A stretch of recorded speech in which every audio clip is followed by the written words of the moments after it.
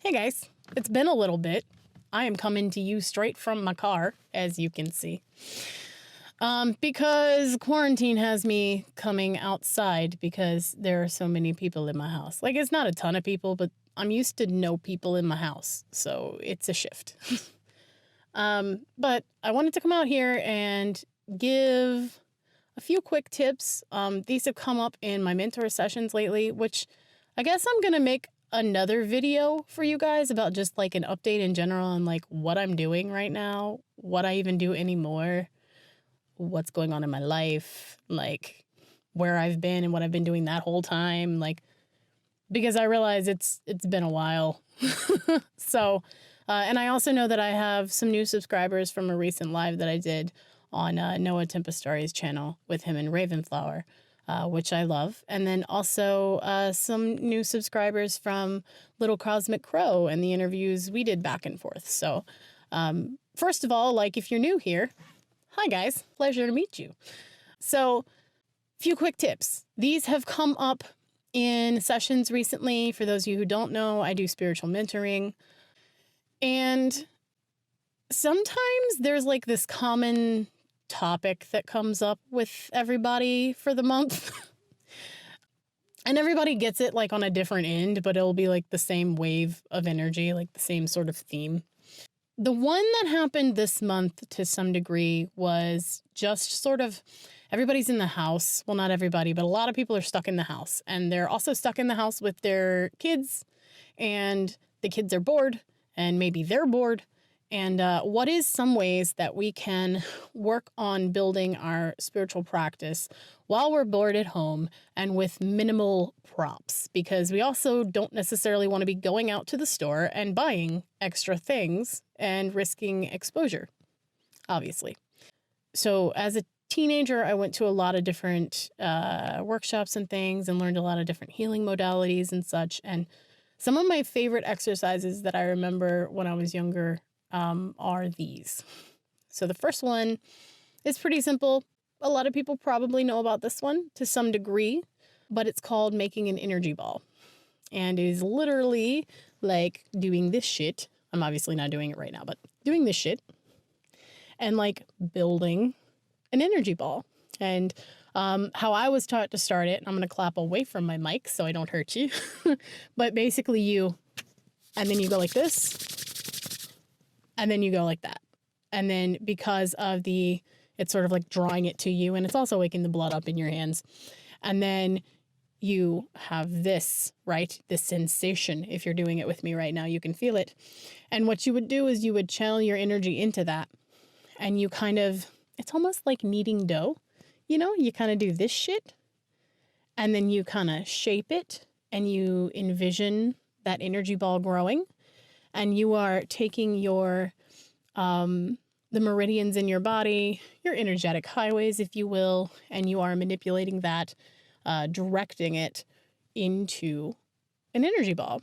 And there's a few things you can do with this. You can do it by yourself, and you can just see how big you can get it, because when you go back in, you can feel the resistance. For me, it feels kind of like this warm, tingly thing. But it might feel different for you. Different people feel energy differently. It's just kind of part of our makeup. Some people have like a minty coolness thing that happens instead. Mine is always, I'm on fire. So you can build that up, and sometimes it's just to see how big you can get it, right? Like until you lose that pressure of pushing in. Sometimes it's also if you have someone else with you, you can build that energy ball, sort of set an intention in it, and then like either throw it to somebody, like give it to somebody, or you can take it and you can put it into your solar plexus and kind of absorb it into your body. So it's kind of like setting an intention into yourself, making yourself the spell. The fun part with giving it to other people is to practice not instantly absorbing it, but like catching it, if you will, and then doing that if you want, or sending it back. It's fun. It may not be something you use every day, but the thing is that ultimately, if you can get really good at kind of creating that, that is something that you can do to help charge your spells. So when you're doing a spell, let's say you have a candle lit that you've dressed in, etc., and you see a lot of people like sticking their hand around it, right? And like really focusing in, like maybe not with that face, but they're focusing in. And what they're doing essentially is channeling that energy into it. Well, if you can make an energy ball, you can do that and then put the energy ball on it or make the energy ball around it. So it sort of encases it in that. So that's something else that you can do. The next thing that you guys can do is the deck of cards. Now, this was like my mother's favorite to give me as like a go the fuck away. So what you do is you take a deck of playing cards, just a regular deck. It doesn't have to be tarot or anything. Like you want a regular cheap deck of cards, and most people have something like that laying around. And you shuffle them up. Don't look. Shuffle them up. You're only cheating yourself. And then before you turn it over, each card at a time, you start by guessing red or black. Now, what you do is you tap into your intuition, and the process of this, like even if you get it wrong, like you say red, but it's a black card, then you will start to pay attention to how you feel every time it's not right. And also every time it is right. So when were you overthinking it? When did you get maybe an image of it in your head or like a knowing? This is also another way to figure out what clairs you have, like clairsentience, clairvoyance, like all of that, because you might see it instead of feel it or like know it even. You may hear it, red. But maybe you're not even noticing that that's what's happening until you sit down with this deck of cards and start going through it. Once you do that and you're pretty good at the red or black, then you start guessing the numbers in the suits. All right, red, blah, blah, blah, queen. 2. And this is fun to do. Some days are better than others.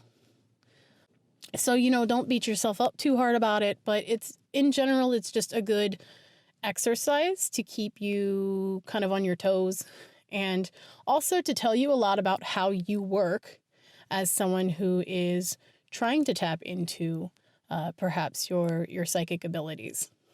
So super simple, pretty cheap too. Like playing cards are not that much.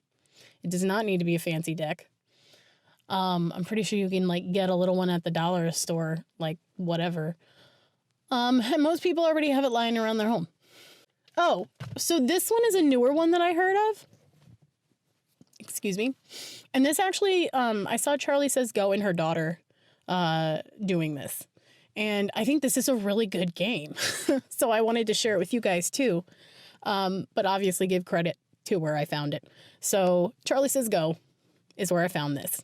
But apparently there's this game called Say the Same Thing. And basically it's where two people think of something and then, or like where, okay, they try to think of the same thing. So like, I'm like, okay, go. And then the other person has to say what I'm thinking, but like we count down like 1, 2, 3, and then we have to say whatever it is. And you just keep going until you get the same thing. And it's a way to also help build like telepathy. It's a way to help with your psychic awareness again and like figure out how you know that or learn through the process of it.